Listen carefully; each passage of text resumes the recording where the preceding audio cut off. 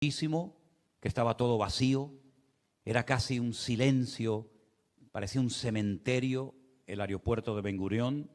Nunca lo habíamos visto así, siempre vamos con grupos, siempre hay alegría y gozo de los grupos que vienen y hablan en alta voz, pero en esta ocasión esos pasillos enormes que parecían interminables estaban llenos de fotografías, tanto a la derecha como a la izquierda, de todos los niños, ancianos, mujeres, familias enteras que han sido secuestrados, y allí estaban sus fotografías con sus nombres, tanto a la entrada como a la salida del aeropuerto. Eso es algo que te impacta mucho cuando llegas. Cuando llegamos al control del pasaporte, generalmente se tarda bastante tiempo, porque son muchos grupos y tienen que ir lógicamente uno por uno. Y había como dos filas, la de los israelíes y la de los extranjeros. En la de los extranjeros había 3 personas, un señor delante de nosotros, Sinker y yo. Tardamos 5 minutos en pasar el control del pasaporte, y cuando salimos, donde se recogen las maletas, otra vez te llevas un golpe tremendo porque estaban todas las cintas paradas, no había nadie. Cuando salimos fuera, ya a donde la gente te espera cuando llegas de un vuelo, otra vez todo vacío, las tiendas cerradas, las cafeterías, todo prácticamente cerrado. Y allí había un señor que no lo conocíamos, pero que le habían dicho que nos fuera a buscar con su taxi al aeropuerto, y entonces serían las 5:30, 6 de la mañana, no me acuerdo exactamente, nos dirigimos a Jerusalén, a un apartamento de una persona que nos lo prestó, y resulta que en el camino comenzamos a hablar, ¿no? Intercambiar así alguna palabra, alguna conversación con este señor, y una de las cosas que le dijimos es que el motivo por el cual estábamos allí, él nos decía que no había turismo, que estaba todo cerrado, que había una tristeza tremenda, que había mucho dolor en los corazones por lo que había sucedido. Nosotros le dijimos que el motivo principal por el que estábamos allí en Israel era para demostrarles nuestro amor, nuestro apoyo. Y este señor nos dice: ¿cómo agradezco esas palabras? En este momento agradezco mucho el oír que nos aman, que nos apoyan, que no tenemos por qué sentirnos solos, que ustedes están orando por nosotros. Y eso me impactó, ¿no? Porque generalmente todos a las carreras, todos a las prisas, todo es deprisa y corriendo, pero este señor estaba como muy afectado, ¿no? Como muy triste, muy dolido, y esas palabras parece que le cayeron como anillo al dedo, ¿no? Por fin llegamos a la ciudad de Jerusalén, y nos habían dado un código para abrir la puerta, y tuvimos que pedir sabiduría, discernimiento de espíritu, palabra de fe, porque el código no se abría. No había manera. Bueno, después de un buen rato, gracias al Señor, pudimos dar con el código y ya entramos, y ya pues a descansar un poquito. Ese día era viernes, ¿no, Sinker? Corrígeme si me equivoco. Ese día era viernes. Y entonces, mientras nos estábamos descansando un rato, de repente oí por primera vez las sirenas. Nunca las había oído. Gracias al Señor, nunca que hemos ido con grupos, nunca han sonado las sirenas, pero ese día sí. Entonces comenzamos a oír como si fuera un volador, ¿no? Como decimos aquí, y de repente se oye ¡boom! En el aire. Claro, para nosotros era una novedad. Dentro de la casa que nos prestaron hay una habitación blindada, que es la habitación donde se tiene que meter la gente cuando hay algo de esto.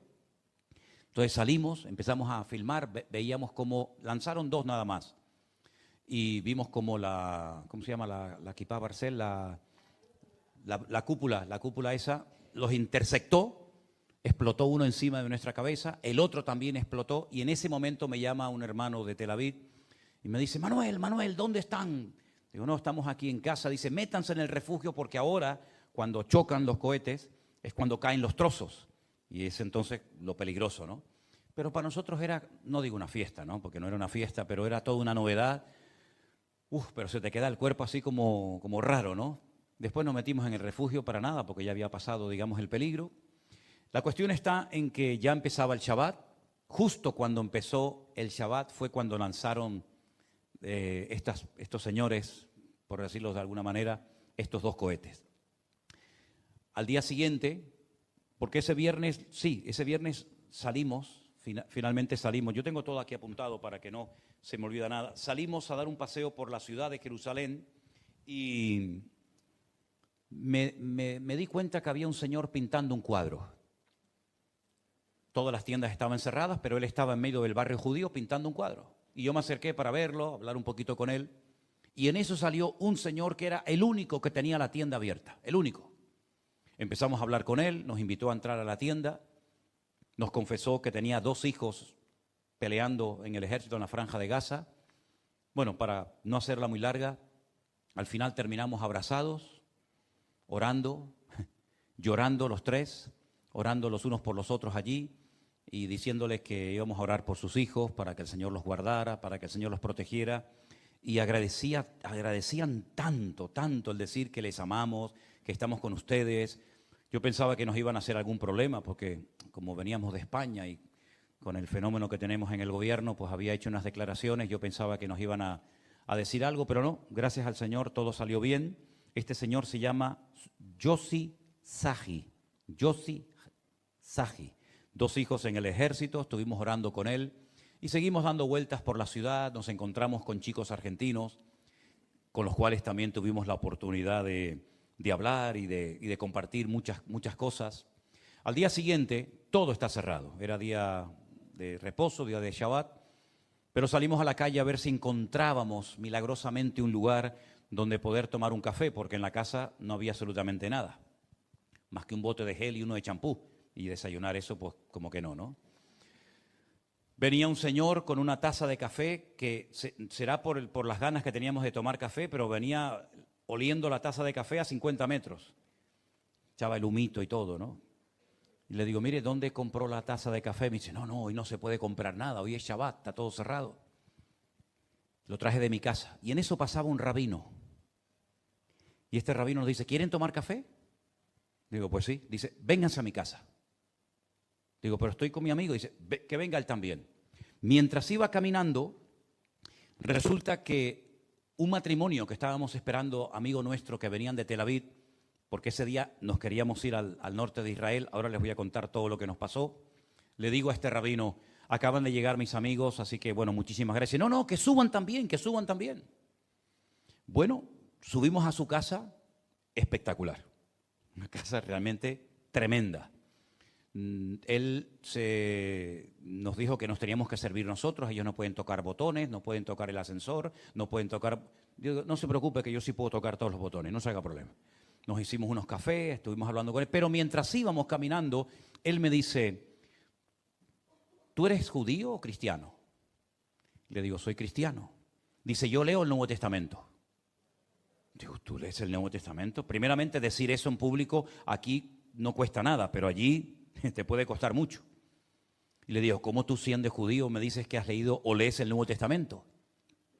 Me dice, porque yo soy el judío más raro del mundo, me dice. Digo, evidentemente. Dice, yo he leído Mateo, Marcos, Lucas, Juan, me lo he leído todo. Digo, ¿y por qué has leído el Nuevo Testamento? Y me dice, ¿quién fue el judío más famoso del mundo? Y yo le dije, ¿el judío más famoso del mundo? Yeshua, Jesús. Y me dice, pues por eso lo leo. Eso ya me impactó. Llegamos a su casa, el hombre nos atendió amablemente. Él comenzó a vestir a las niñas. Me llamó mucho la atención que tenía allí 2 niñas preciosas. Él comenzó a vestirlas y no aparecía la mujer por ninguna parte. En eso se abre una puerta y veo salir a una señora con el pelo muy cortito, muy deteriorada. Y entonces es cuando nos confiesa que su esposa tiene leucemia. Yo dije, caramba, qué cosa.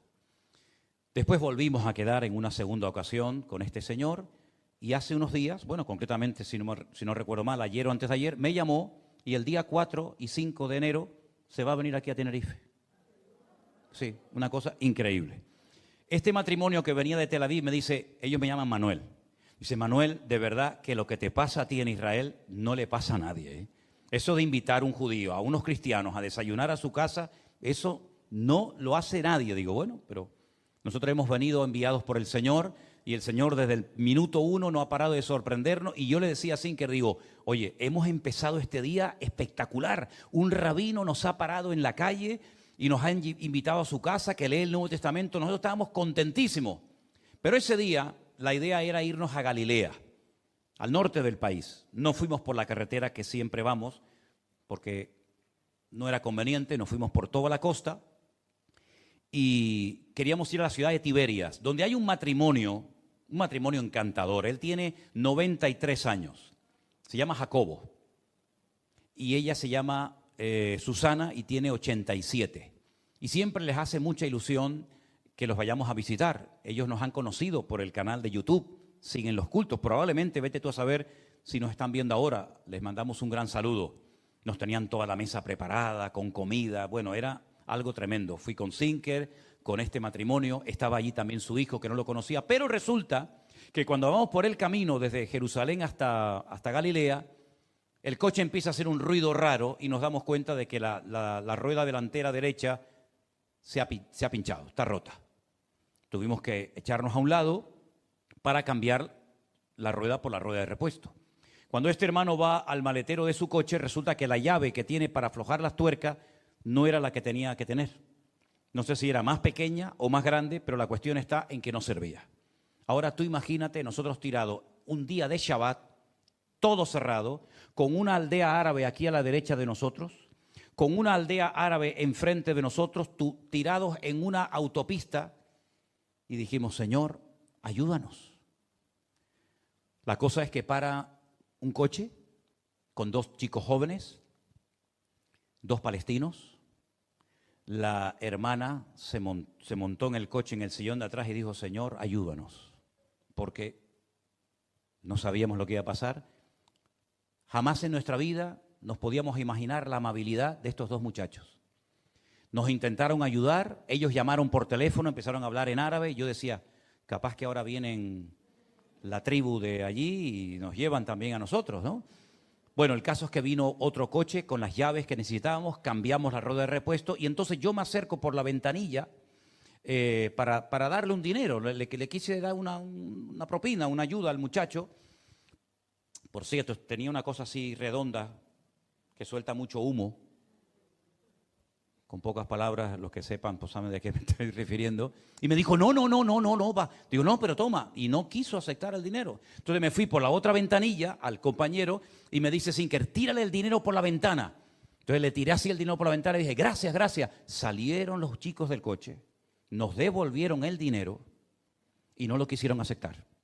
Dos chicos palestinos, después el otro, ya se marchó, pusimos la rueda de repuesto, gloria a Dios. Salimos con el coche y a los 5 minutos la rueda de repuesto se volvió a pinchar. Ya era la segunda, ya no hay más. ¿Y ahora qué hacemos, Señor? Ya los muchachos habían ido. Entonces, bueno, en eso quiero saltar la valla, una valla muy alta que había, para no estar en plena carretera. Y cuando hago así, paso el pie, había un pincho, me lo clavé aquí en la pierna. Y me quedé colgando y se me estaba enterrando un dolor. Hice un esfuerzo tremendo y otra vez se me estropeó, me quedé con la pata coja así. Y yo digo, tirados, día de Shabbat, con la pata coja, ya lo único que queda es quedarme embarazado aquí en medio de la carretera, ya no me queda otra. Bueno, Señor, ayúdanos, yo no me podía agachar, parecía que hay una película, hermano. Hago así y de repente para un coche de la policía. Digo, bueno, gloria a Dios. El hermano se va con el policía a esa aldea árabe que estaba enfrente, pero el policía le dijo, yo no voy a hablar ni media palabra, yo te espero fuera, tú entras con la goma para que te la arreglen y yo te espero fuera porque como está el patio, como para que entre un coche de policía a una aldea árabe, tú imagínate, ¿no? La cuestión está en que por el camino el policía le pregunta a este hermano, ¿eres judío? Esas preguntas te las hacen constantemente allí en Israel, les interesa mucho, ¿no? Y él dice, no, soy cristiano. Y el policía le dice, yo también soy cristiano, Dios te bendiga, hermano. ¡Wow! Bendito sea Dios. Dice, en mi pueblo somos 5.000 cristianos. Mucha gente no sabe eso. Y tenemos 3 congregaciones. wow, fue tremendo. Tuvo que comprar una rueda nueva. Imagínate cuando este policía con este hermano llega a una población árabe, los árabes enseguida volvieron la cara, porque claro, si vas en un coche de policía, se supone que tú también debes ser otro policía. La cuestión es que tuve que comprar una rueda nueva, completamente nueva, la pusimos y ahora no vayan a decir, ¿otra vez se le pinchó? No, gracias a Dios no. A la tercera va la vencida. Llegamos a Tiberias, estuvimos con los hermanos, fue un tiempo precioso, ¿verdad, Zinker? Tiempo maravilloso. Los hermanos nos estaban esperando, nos pusieron allí un montón de comida. Bueno, fue tremendo. Yo le hice como una pequeña encuesta, una pequeña entrevista a esta hermana que está en YouTube, no sé si la habéis visto. Un matrimonio realmente encantador. Llevan 69 años viviendo en Israel. Cuando llegaron a Galilea solamente había 4 creyentes, ellos 2 y 2 más. Como los perseguían, se metían con ellos, se tenían que ir a las montañas a orar para que no se metieran con ellos. Hoy en día tienen una congregación preciosa de 400 miembros. Una bendición tremenda. Bueno, la cuestión está, eso fue el día sábado, ya hablé de las ruedas pinchadas, ya hablé de lo bien que nos trató Jacobo y Susana en su casa. Al día siguiente viajamos rumbo a Askelon, una ciudad al sur de Israel, y visitamos esa congregación donde hace aproximadamente unos 10 años yo estuve predicando en esa iglesia, y esa es la iglesia de este pastor que se llama Daniel y su esposa se llama Betty. Los dos son de origen argentino, son de Buenos Aires, pero llevan ya unos cuantos años con sus hijos viviendo en Israel. Esa es la congregación donde ellos están. Yo le hice una entrevista, la pueden ver toda en nuestro canal de YouTube para que escuchen y para que vean. Los hermanos me contaron que hace más de 2 meses y medio suspendieron los cultos, porque la congregación en la que están no es como la otra que tenían. Esta congregación no tiene refugio. Entonces, cuando suenan las alarmas y lanzan los cohetes desde la Franja de Gaza, no pueden salir corriendo a resguardarse. Entonces, tienen que estar ahí, en fin, media congregación, que eran hermanos de Argentina, de Perú y de varios países de Latinoamérica, volvieron a sus países hasta que esto se calme un poco, y ellos llevan 2 meses y medio sin poder celebrar cultos. Yo le dije al pastor Daniel y a su esposa Betty, que es un matrimonio encantador, ellos están dedicando a repartir comida, alimentos, ropa a gente necesitada, cristianos y no cristianos, que yo le iba a decir a la iglesia que nos íbamos a comprometer a orar por ellos. Estaban pensando en dejar el local, porque el local es de alquiler, ya no podían pagarlo porque no había congregación. Nosotros le hemos ayudado y siento en mi corazón que tenemos que seguir ayudando a estos hermanos nuestros en la fe. Y algo que ellos pidieron, como todos con las personas con las que hablamos, oren por nosotros, por favor no dejen de orar por nosotros. Así que hermanos, les dejo este pedido de oración, amén. Daniel y Betty, los pastores de la iglesia Shekinah, como así se llama, vean la entrevista porque no tiene desperdicio. Ellos cuentan cosas muy interesantes y cuentan cómo está en este momento la situación en el país, los motivos de oración, etcétera, etcétera. Una vez que salimos de la iglesia, seguimos viajando hacia el sur y paramos en una gasolinera que estaba llena de soldados por todas partes. Soldados que salían de Gaza para descansar y soldados que iban a entrar en Gaza para lo que tienen que hacer allí. Paramos en esa gasolinera y yo le pedí al Señor, Señor, yo quiero hablar con los chicos, yo quiero hablar con esta gente.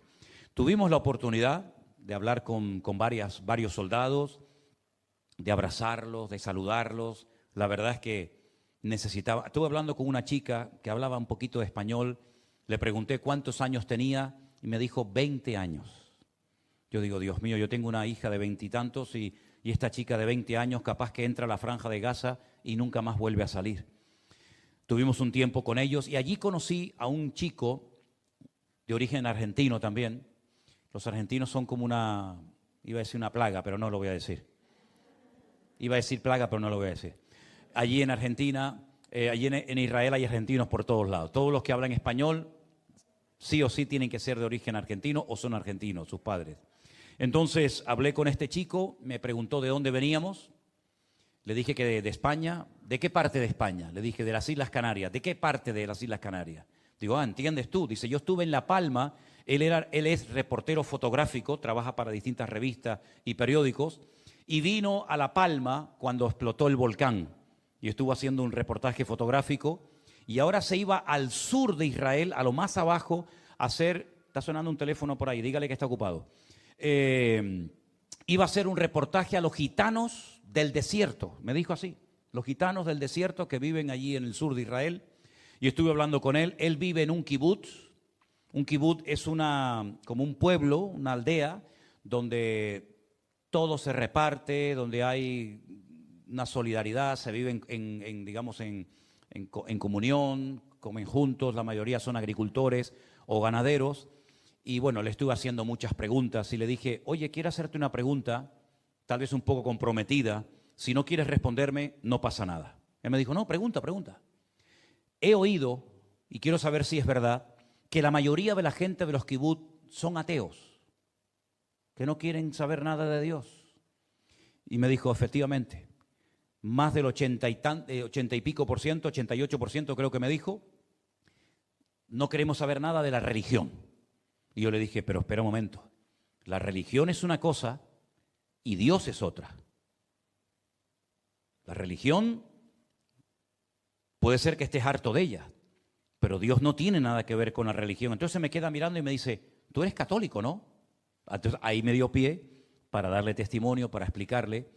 Y bueno, lo que él me dijo, que efectivamente la mayoría de la gente de los kibutz son más bien de izquierdas, socialistas, casi comunistas, y que el tema de Dios, él me estuvo contando cosas tremendas que hacen los rabinos, de la religión, de las grandes desilusiones que se han llevado. Quiero contar esto porque creo que es importante. Yo no sé si tiene una relación directa o no, eso se lo deja a ustedes que saquen las conclusiones que quieran, pero yo quiero contar esto que es muy significativo. Nosotros estuvimos, hago un paréntesis, nosotros estuvimos en una plaza una noche en Tel Aviv, que es la plaza de los Hatufim, de todos los que han sido secuestrados, y muchos de ellos han perdido la vida. Es una plaza redonda y en el centro hay una fuente, y alrededor de la fuente hay un montón, es como altares, han hecho altares con fotografías, con camisetas, con velas, con recuerdos de los chicos que han muerto, de los que están secuestrados, y allí todos los días van los familiares pues a protestar, a recordar a los que han fallecido, y es un ambiente, pues ya se pueden imaginar, ¿no? Yo lo que quería también era acercarme a ellos también, ¿no? Para hablarles. Tuve la oportunidad de acercarme a un grupo grande de jóvenes que estaban delante de la fotografía de un amigo que lo habían asesinado el día 7 de octubre. Había allí velas encendidas. En fin, aquello es como un santuario. Y estando en aquella plaza, me enteré que una semana antes del 7 de octubre, del fatídico 7 de octubre, en esa plaza se iba a celebrar una reunión de oración, porque era la conclusión, la finalización de una fiesta que es la fiesta de Sukkot, y el último y gran día de la fiesta, lo dice así en el Evangelio según San Juan, dice que se celebra lo que se llama la alegría de la Torá, la Simchat Torá, que es una fiesta de alegría, se sacan los rollos de la Torá, de la Biblia, se canta, se ora, y se le da gracias a Dios por haber terminado el ciclo de lectura de los primeros 5 libros de la Biblia. Cuando comenzaron a orar y a hacer una especie de reunión, de culto, diríamos nosotros en público, una señora que había venido de Alemania para ese día especial en Tel Aviv, vio que comenzó a venir un montón de gente, judíos, con una serie de banderas, y los agredieron e interrumpieron esa reunión de oración. Y esta señora que vino de Alemania dijo, parece mentira, yo vengo a mi país para orar en público y los de mi país me atacan y me impiden orar como yo quiero orar aquí en mi tierra, ¿no? Hacer mis oraciones o lo que sea. Interrumpieron la reunión, el culto de oración, llamémoslo así. Una semana más tarde, en esa misma plaza, se estaban recordando a todos los muertos que cayeron en aquel famoso día 7 de octubre. ¿Casualidad? ¿No casualidad? Yo lo cuento simplemente como anécdota. Muchas veces es mejor respetar que meterse con algo que a lo mejor no entendemos o en lo que no estamos de acuerdo, pero el respeto forma parte de los principios básicos de la educación. Y cuando encima me dicen que la inmensa mayoría de los habitantes de esos kibutz no quieren saber nada de religión, de Dios, de Biblia, etcétera, etcétera, y que ese fue uno de los motivos por el cual hicieron esa famosa fiesta de tecno, que fue una fiesta de libertinaje, de sexo, de droga, de todo. Pues oye, ¿qué quieres que te diga? Zinker, después cuando él pase lo puede comentar, tuvimos la oportunidad de ir una noche a una playa en la ciudad de Askelon. Ya estaba oscureciendo. Y vimos a un montón de soldados cerca de la orilla jugando un partido de fútbol. Pero otro montón de soldados estaban sentados en un muro, tomando allí cervezas y hablando entre ellos y bromeando, y nos fuimos acercando poquito a poco a ellos, hasta que al final nos pudimos presentar y ellos comenzaron a silbar a los compañeros que estaban jugando al fútbol y todos vinieron y empezamos a hablar con ellos y bueno, nos dimos abrazos y esos chicos iban a entrar ese día a las 4 de la madrugada a la Franja de Gaza. Nosotros recibimos todos los días los nombres y las fotografías de todos los chicos que mueren cada día en Gaza.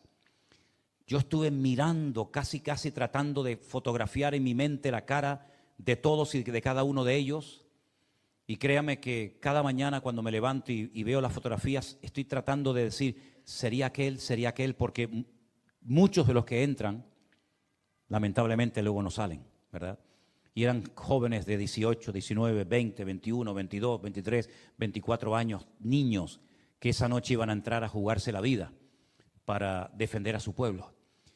Zinker le preguntó a uno de ellos, ¿qué te dijo? Cuando le hiciste la pregunta, ¿qué opinas de todo esto?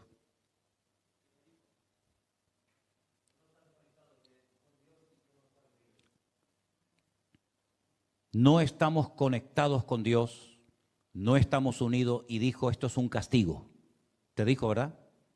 Eso se lo dijo un soldado a Zinker hablando con él, porque él estaba con uno, yo estaba con otro, el pastor Eduardo estaba con otro. Así dijo este muchacho. No estábamos conectados con Dios, estábamos peleados, enfrentados, una falta de unidad tremenda en el país y Dios nos castigó. Bueno, yo te digo sinceramente, yo he ido muchas veces a Israel, ya he perdido la cuenta, y yo nunca he visto a la gente tan sensible y tan abierta a que hables con ellos, a que ores con ellos, a acercarte, a abrazarlos, a saludarlos, como en este viaje que hicimos. Nunca había visto, o será que yo en otros viajes no voy a lo mejor a esto que fuimos ahora, a animar, a consolar, a apoyar, ¿verdad? Porque vamos con grupos y ir con grupos pues es otro mundo. Pero la verdad es que vimos una sensibilidad porque la gente está muy dolida. Porque en el ambiente se respira, ¿qué va a pasar? ¿Cuándo va a terminar esto? ¿Cómo va a terminar todo esto? ¿Cuánta gente tiene que seguir muriendo, verdad? Entonces, bueno, fue realmente una experiencia tremenda la que tuvimos esa noche allí con los chicos. Eduardo, el pastor Eduardo, pastor que es pastor en Beersheba, se portó muy bien con nosotros. Nos trató de maravilla, nos llevó a todas partes. Una noche lo llevamos a él a Beersheba, se quedó en su casa y nosotros nos fuimos conduciendo hasta Jerusalén. Él al día siguiente viajó en la guagua, en el autobús, y nos contó de su hijo, que también está en el ejército, pero hay cosas que no puedo contar porque, en fin, su hijo está en un lugar que no puede dar ningún tipo de información. Pero Eduardo nos contó, este pastor, quiero que escuchen este testimonio. ¿Cuántas veces, hermano y hermana, le estoy aburriendo? Perdone, si me extiendo, hágame una señal, porque es que tengo 685 páginas. No, es mentira, no. Y voy por la tercera. No, son bromas.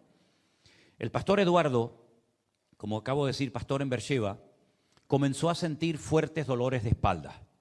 Antes de contarle el testimonio, ¿cuántas veces ha orado usted por algo y no ha recibido respuesta a su oración, aunque está orando con fe, está orando eficazmente en el nombre de Cristo, según usted cree en la voluntad de Dios, pero la respuesta no viene? ¿Hay alguien que ha tenido esa experiencia? Bien. El año pasado, en este mismo día, hoy es día 28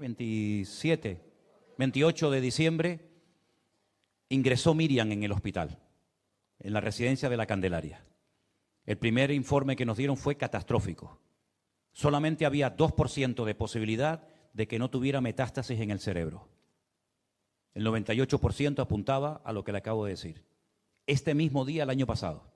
Imagínense la gratitud que tengo en mi corazón porque Miriam acaba de cumplir 1 año. Así de claro. La situación de más impotencia de mi vida. Jamás me quejé, jamás le dije al Señor por qué, pero no sabía ni cómo orar. Le dije al Señor, llévame a mí, dime lo que quieres que haga. Le dije incluso a Miriam en algún momento, si quieres dejo el ministerio, me dedico solamente a ti. Señor, lo que tú me pidas yo lo hago. Y comenzamos a orar y a orar, ustedes, lógicamente, y muchísimos hermanos. De hecho, cada vez que me encuentro con hermanos, y después les voy a contar si me acuerdo otro testimonio también. La cuestión está en que a veces Dios no responde inmediatamente, pero eso no significa de que no ha oído la oración. Oírla oye, pero a veces por motivos que no sabemos, Dios no la responde inmediatamente. Y ahora les voy a contar el testimonio, tremendo. El pastor Eduardo comienza a sentir unos fuertes dolores de espalda. Va al médico y le dice, me duele mucho, mucho, mucho la espalda. El médico le manda lo típico, ¿no? Unas pastillitas, esto no es nada, unos masajes, un fisio y para adelante. Los dolores no se van, van en aumento, van en aumento. Finalmente le hacen una serie de pruebas y descubren que tiene una especie de enfermedad congénita, hereditaria, que consiste en que en la parte de arriba de la columna vertebral hay un trozos de médula que no tiene. Le falta trozos de médula. Al faltarle esos trozos de médula, prácticamente la muerte es inminente. La enfermedad la tuvo, pero no se había, digamos, despertado hasta ese momento de su vida. El médico le dice, despídase de su familia, porque esto es fulminante. Y si en algún momento tiene usted la tentación de hacer cualquier tipo de movimiento, no lo haga, porque puede morir instantáneamente. Porque se le cruzan los cables al cerebro y le puede mandar una orden al corazón y cae usted fulminado. Bueno, le mandan una persona a su casa todos los días para que le haga masajes, para circulación y todo esto. La cuestión está que un día lo meten en la bañera para bañarlo. Él no puede hablar, no puede caminar, no puede hacer absolutamente nada. Cuando lo sacan de la bañera, él dice que se le torció la boca, perdió totalmente la fuerza, tuvo durante 3 meses con un tubo para poder alimentarse. No podía moverse, no podía hacer absolutamente nada y queda totalmente postrado durante 3 meses en la cama sin poder moverse. Y el médico le insistía, no haga ningún tipo de movimiento porque se puede morir. Un día de culto, su esposa, sabiendo que está a punto de llegar el fisio, le dice, mira, como está a punto de llegar el señor que te da los masajes, yo me voy al culto y él viene de un momento a otro y se queda contigo toda la mañana. Él no podía comunicarse, le habían puesto como una especie de electrodos en la cabeza y lo que él pensaba, a mí me llamó mucho la atención porque parecía película, lo que él pensaba se proyectaba en una pantalla. Y yo le decía, ¿y la pantalla no se equivocaba? Dice, no, lo que yo pensaba automáticamente salía ahí. Y en esa pantalla, él cada día leía la Biblia. Cuando su esposa se va al culto con sus hijos, le toca la lectura de Juan capítulo 5, el paralítico de Betesda. Y entonces él está en una lucha antes de leer esa porción bíblica porque le dice, Señor, yo he predicado salvación y he visto salvación en las vidas y en mi vida. Pero yo ahora estoy postrado en cama como un vegetal, me queda poco tiempo de vida. Señor, ¿tú sanas? ¿Tú sanas hoy en día o era algo del pasado solamente? Dice, no te puedo describir con palabras toda esa lucha interior, pero cuando leí el pasaje, ¿quieres ser sanado? Levántate, toma tu lecho y anda. Él dijo en su mente, Señor, yo quiero ser sano, pero no me puedo mover porque dice que inmediatamente oí aquí en su oído derecho la voz de, no te muevas, porque cualquier movimiento que hagas te mueres. ¿Quieres ser sanado? Toma tu lecho y anda. Señor, yo quiero ser sanado. No hagas ningún... Y dice que fue un rato de una lucha tremenda. ¿Qué hago? ¿Me muevo? ¿No me muevo? ¿Obedezco la palabra? ¿Qué hago, Señor? Estaba totalmente solo. El fisio no apareció. Yo creo que fue la voluntad de Dios que no apareciera. Comienza a mover una mano con mucho temor. Comienza a mover un brazo. Comienza a mover el otro brazo, comienza a mover un poquito las piernas, ve que no se muere y dice, me voy a sentar. Se sienta en la cama, dice, bueno, de momento estoy vivo. Cuando él se levantó, dice que todo le dio vuelta, era como si se estuviera a punto de caer redondo al suelo. Claro, imagínense, ¿no? 3 meses sin caminar, tremendamente débil, perdió mucha masa muscular, mucho peso, en fin. Pero ya está de pie. Él ve que la escalera que baja abajo a la cocina y al comedor es muy empinada y él quiere bajar, pero seguía con la voz, no te muevas que te vas a morir. Pero al mismo tiempo estaba viendo que no se había muerto y que el Señor estaba obrando en su vida. Entonces oye una voz que le dice, un paso a la vez, un paso a la vez. Él se sienta en el primer escalón y comienza a bajar despacito, despacito, despacito, despacito. Llega a la cocina y se prepara un café. Recuerden que estuvo 3 meses en cama sin poder moverse, como un vegetal, esperando la muerte. Después de un rato entró su esposa por la puerta, se llevó un susto que por poco la que se iba a morir era ella en vez del marido, y le dice, ¿pero qué haces? Él le dice, como pudo, e inmediatamente lo lleva al médico. Y él empieza a contarme, porque le dije, el Señor te sanó. Dice, quiero contarte algo. Cuando yo fui al médico, yo pensé que el Señor me había sanado. Ya podía caminar, podía moverme, pero me hicieron todas las pruebas y salió que tengo la enfermedad. No se había ido la enfermedad, no me sanó. Y le dije, Eduardo, el milagro aún fue más grande. Si no hubieran aparecido en los resultados, en el escáner, en el TAC, en lo que te hicieran, ninguna señal, ninguna evidencia de tu enfermedad, siempre podía haber existido la posibilidad de que alguien dijera, bueno, nos equivocamos de diagnóstico, no tuviste nunca esa enfermedad, pero aquí consta, en los papeles dice que tú estás enfermo, que tú no puedes hablar, no puedes parpadear, no puedes caminar, no puedes saludar, no puedes hacer nada. Aquí lo dice la ciencia médica, pero tu cuerpo es el mejor testimonio de que Dios ha hecho un milagro por encima de lo que dice la ciencia médica. Bueno, parece ser que a él como que le vino muy bien esas palabras, ¿no? La cuestión está en que nunca más ni volvió a sentir dolores de espalda, ni volvió a sentirse mal, y el Señor lo sanó inmediatamente, después de 3 meses, porque el Señor estaba obrando, estaba moldeando su vida, y el Señor nunca llega tarde, sino que el Señor sabe cómo hacer todas las cosas. ¿Cuántos dicen amén? Yo creo que el Señor se merece un fuerte aplauso. Aleluya. Gloria a Dios. Gloria a Dios. Qué bueno. Tremendo, tremendo. Y él fue el que nos consiguió, nos dijo que una hermana de Guatemala, en Estados Unidos, por lo visto el Señor la prosperó mucho, pero mucho, mucho, y compró en Israel 8 pisos. 8 pisos. Y allí un piso, hermano, vale un riñón y parte del otro. De $1 millón para arriba. Lo más barato, lo más barato. Y de esos 8 pisos, 2 se los ha prestado, digamos, cedido al pastor Eduardo para prestárselo a pastores o a hermanos que necesiten hospedaje. Y en uno de esos pisos nos quedamos nosotros.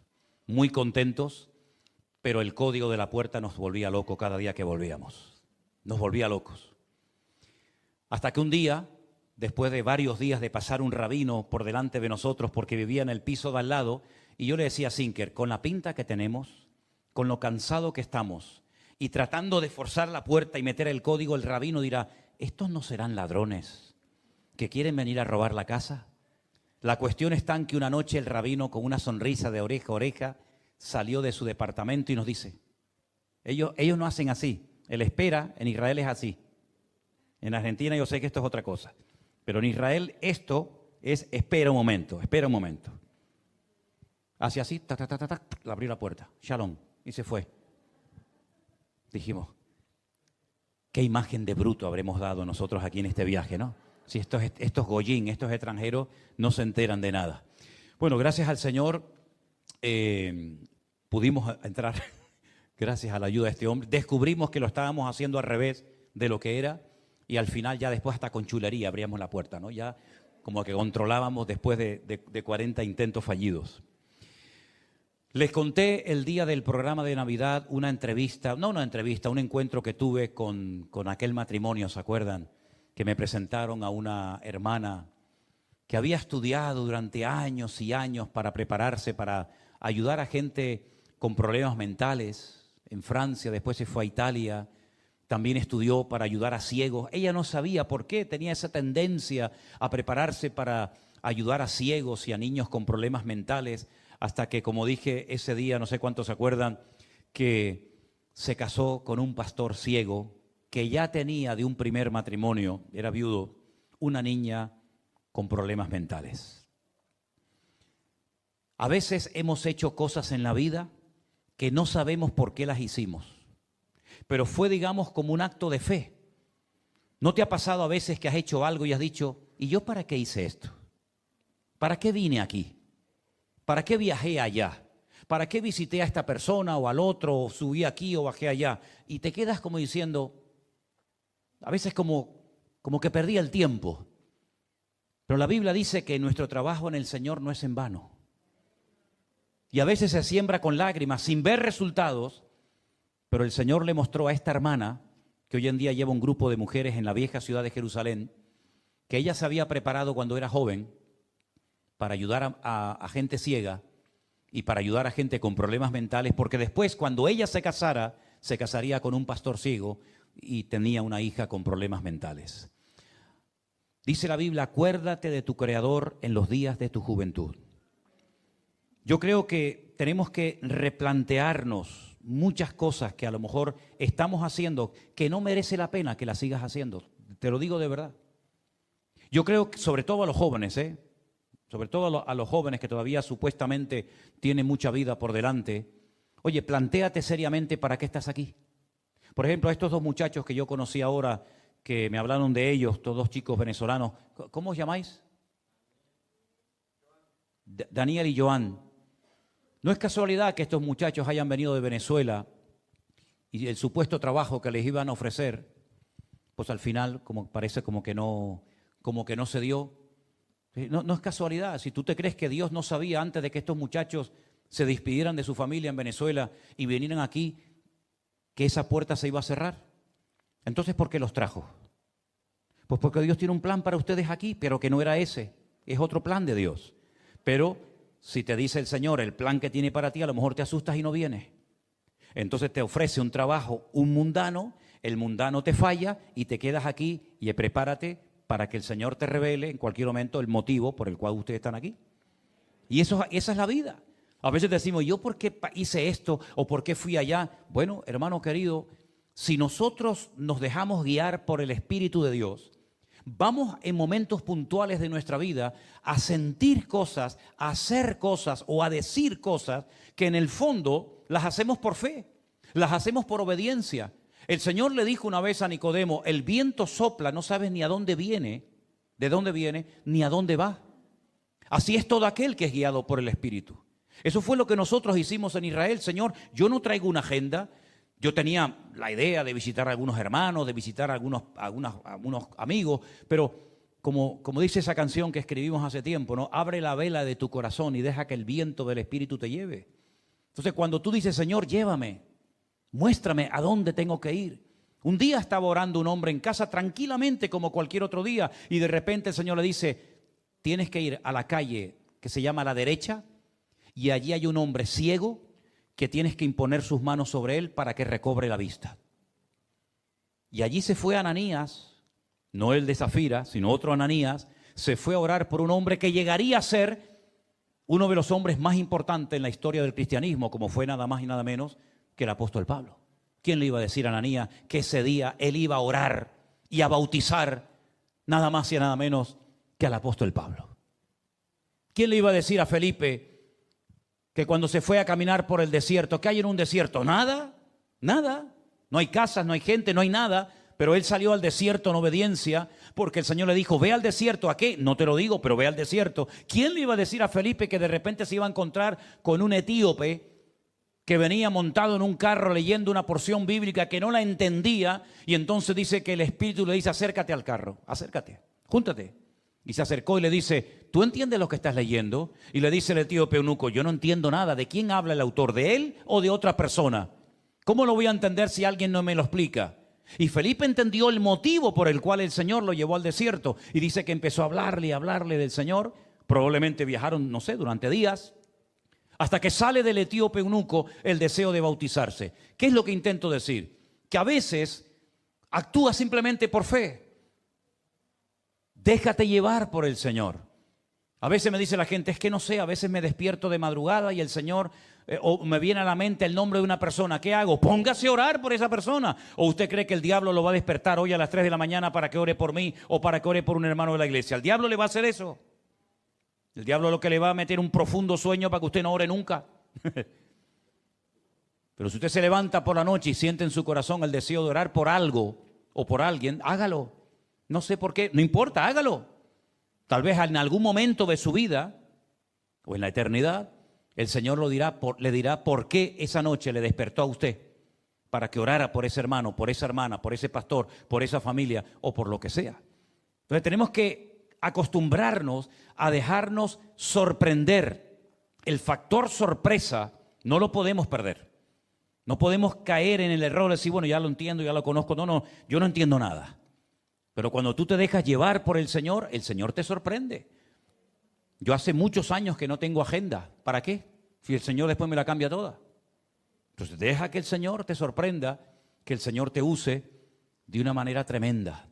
Cuando ya volvíamos, me monto en el avión de Madrid a Tenerife y cuando me voy a sentar, oigo, Manolo Sierra. Y yo veo un matrimonio y le digo, hola, mucho gusto, ¿me conocen? Dice, sí, somos unos hermanos de la iglesia de la Orotava. La iglesia de los hermanos de la Orotava. ¿Cómo está Miriam? Dios, qué increíble esto. Qué increíble esto. Unos hermanos que ven los cultos, que ven las reuniones, nos sentamos y vuelve a pasar otra persona y me dice, Manolo Sierra y Sinker.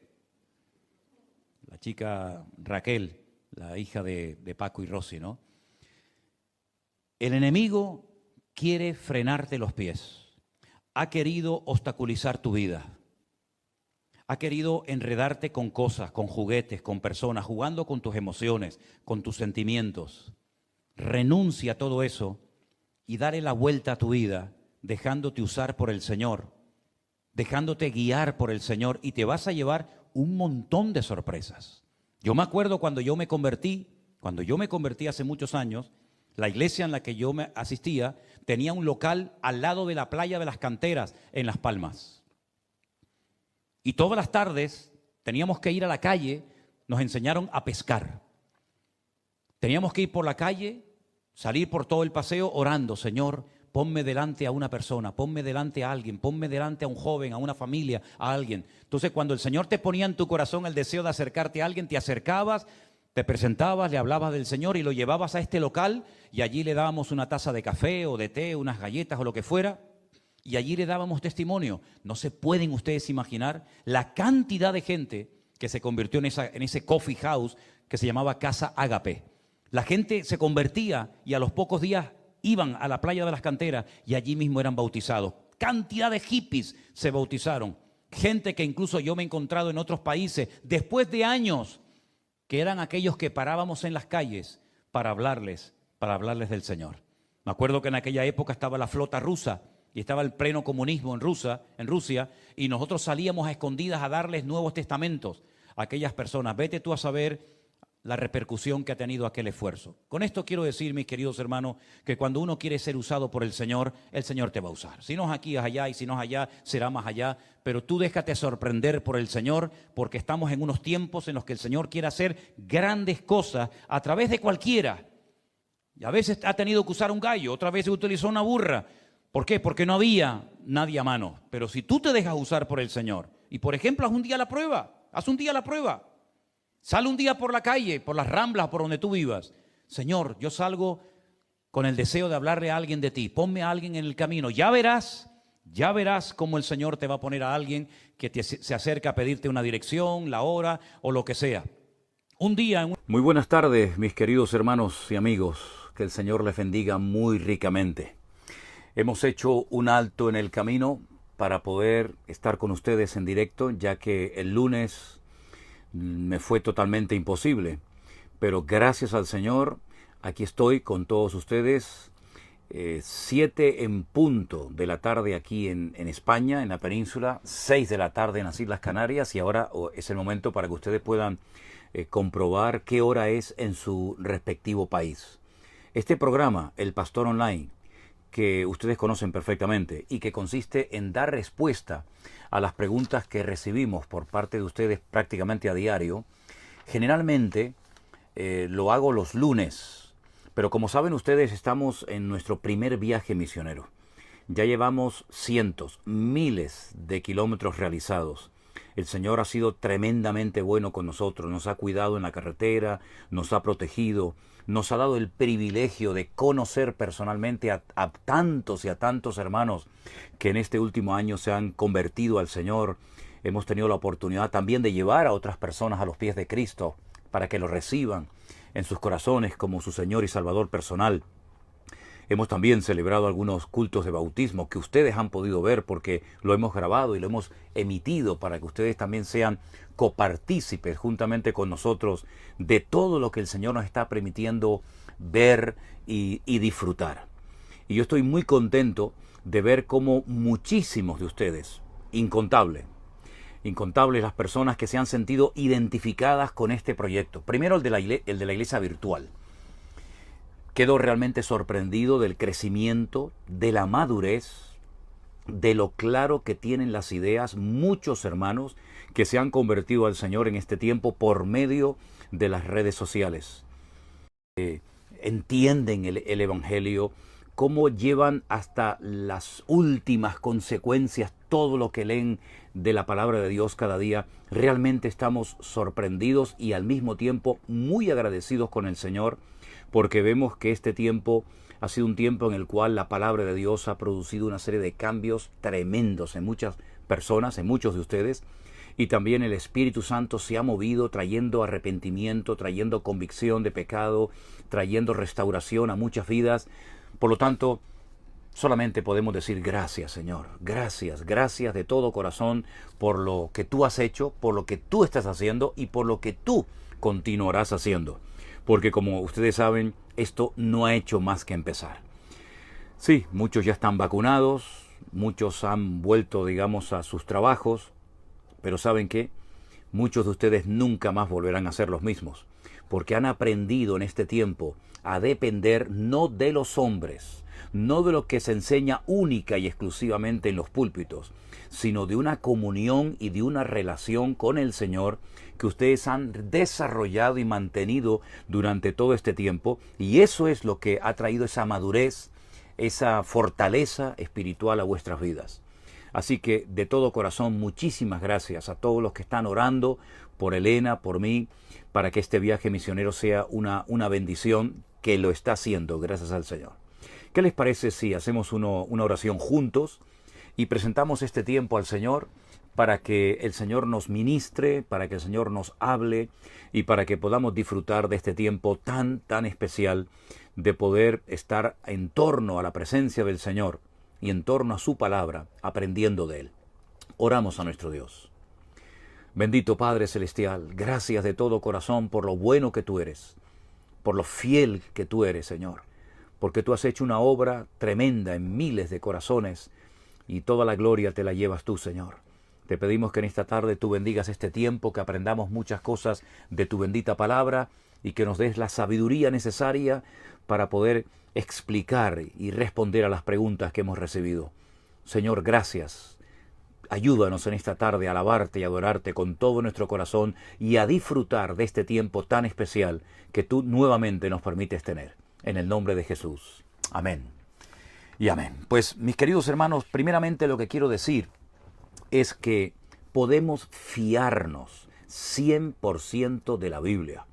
La Biblia no contiene errores, no contiene contradicciones. Aparentemente puede parecer que hay alguna contradicción en la Biblia, pero la Biblia es un libro perfecto.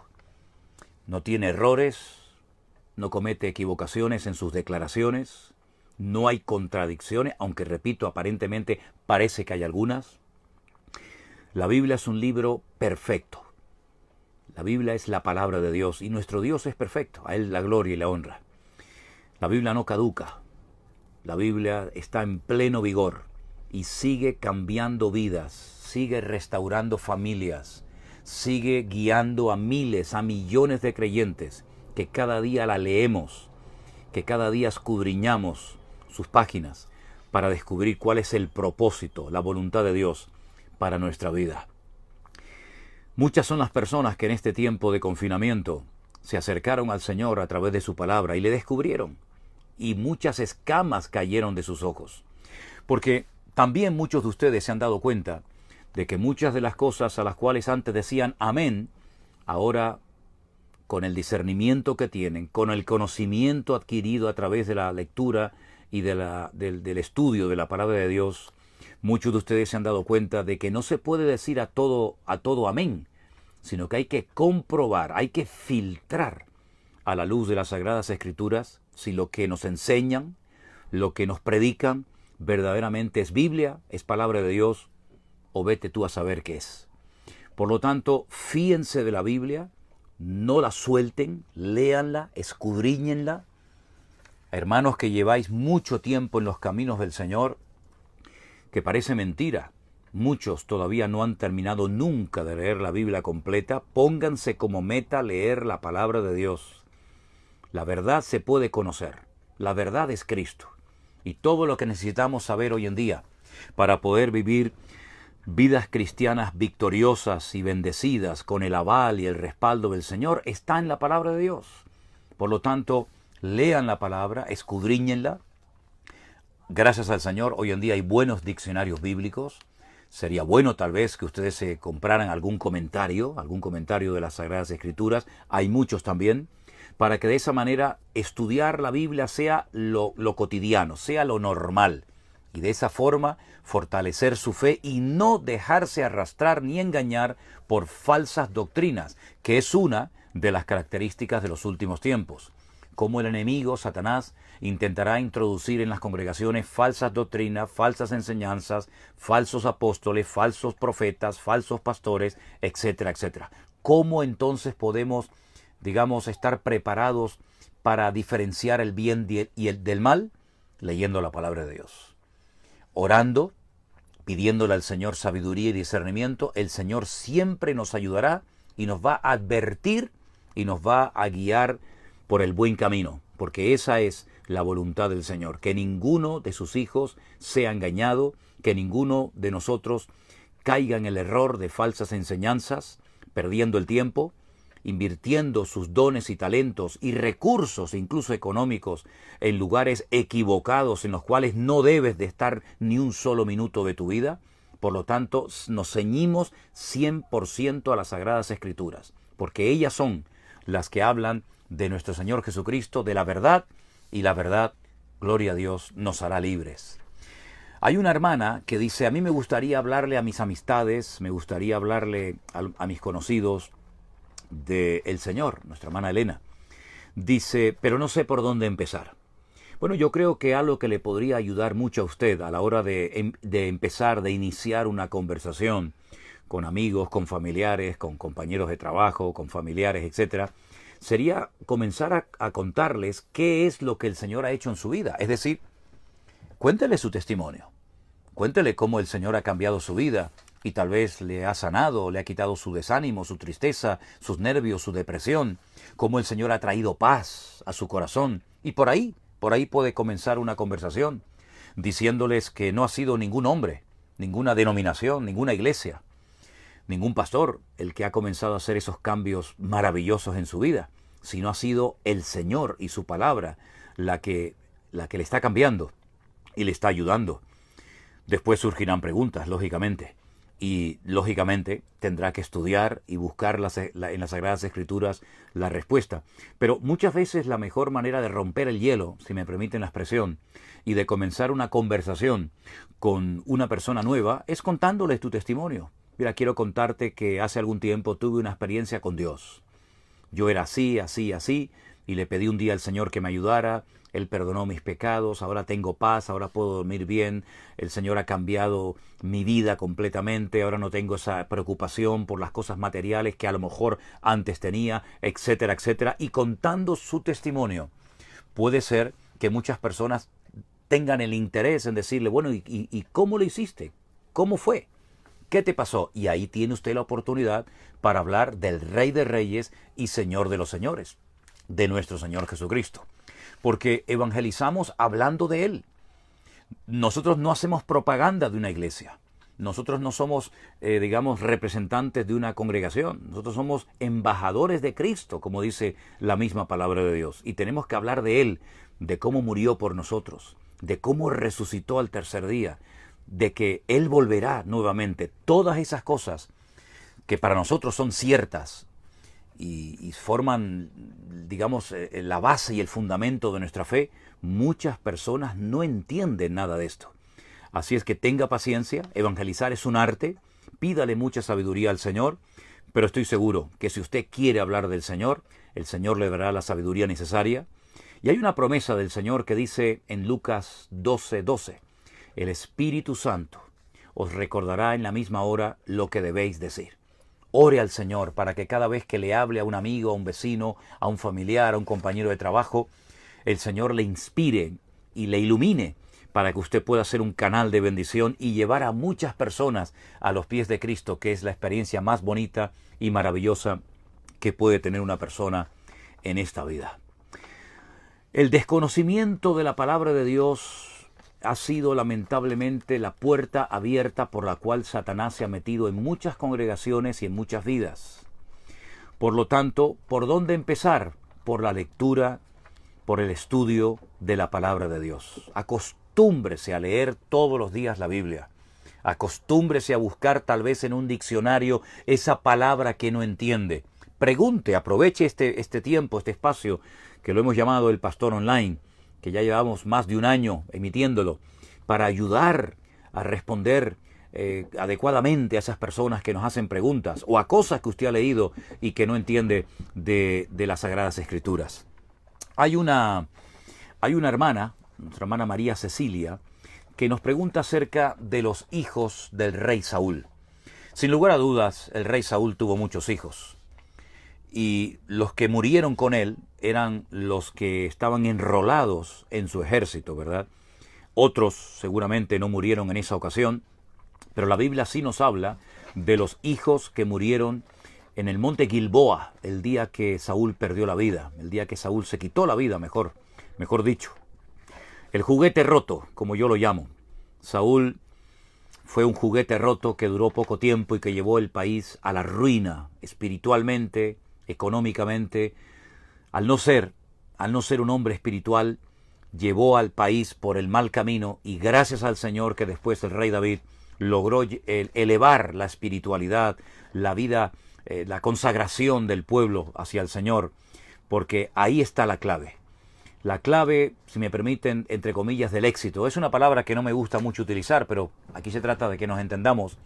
La clave del éxito está en buscar a Dios, en ponerlo en primer lugar en nuestra vida, en no dejar que lo material nos absorba, nos atrape de tal manera que nos olvidemos que nuestro pastor es el Señor y que si confiamos en Él, Él se encargará de cuidar nuestra vida y de suplir hasta la más mínima necesidad que podamos tener. Así es que no hagamos experimentos, no pensemos que somos nosotros los que tenemos que abrirnos camino en la vida, sino busquemos primeramente el reino de Dios y su justicia, y todas las demás cosas nos vendrán por añadidura. Nuestra hermana Alma, creo que se llama, pregunta si el ángel Gabriel, que se le apareció a Daniel en el Antiguo Testamento, y a Zacarías, el padre de Juan el Bautista, y a María, la madre del Señor Jesucristo, es el mismo. Sí, es el mismo, solamente hay un ángel Gabriel en toda la Biblia. No hay ángel Gabriel 1, ángel Gabriel 2, hay uno solo. Y efectivamente la Biblia dice que él se apareció en Babilonia al profeta Daniel. Allí tenemos la conversación, la presencia de Gabriel en Babilonia. también se apareció, ¿verdad?, en el Nuevo Testamento, y todo lo relacionado con ese ángel mensajero de parte del Señor, lo tenemos gracias al Señor en su palabra, en la palabra de Dios. Hay un hermano de Costa Rica, nuestro hermano Ángel, que me pide si le puedo explicar Primera de Timoteo, capítulo 6, el versículo 15. Bueno, dice así la palabra de Dios: la cual a su tiempo mostrará el Rey bienaventurado y solo soberano, Rey de reyes y Señor de los señores. Yo siempre digo que es muy bueno leer el contexto para que sepamos de qué está hablando el autor, en este caso Pablo. Si me permiten, arrancamos desde el versículo 11. Busquen su Biblia, Primera de Timoteo capítulo 6, versículo 11. La palabra de Dios dice así: mas tú, oh hombre de Dios, huye de estas cosas, sigue la justicia, la piedad, la fe, el amor, la paciencia, la mansedumbre, pelea la buena batalla de la fe, echa mano de la vida eterna, a la cual asimismo fuiste llamado, habiendo hecho la buena profesión delante de muchos testigos, temando delante de Dios que da vida a todas las cosas, y de Jesucristo, que dio testimonio de la buena profesión delante de Poncio Pilato, que guardes el mandamiento sin mácula, sin ningún tipo de mancha, ni reprensión, hasta la aparición de nuestro Señor Jesucristo, la cual a su tiempo mostrará el bienaventurado y solo soberano, Rey de reyes y Señor de los señores. El apóstol Pablo le está dando consejos sabios al joven pastor Timoteo, que se había quedado al frente de la iglesia de Éfeso después de haberla pastoreado casi 2 años el apóstol Pablo, y él escribe 2 cartas. Esto es lo que se llama las epístolas pastorales, que son Primera de Timoteo, Segunda de Timoteo y la carta de Pablo a Tito, que era el pastor de la isla de Creta.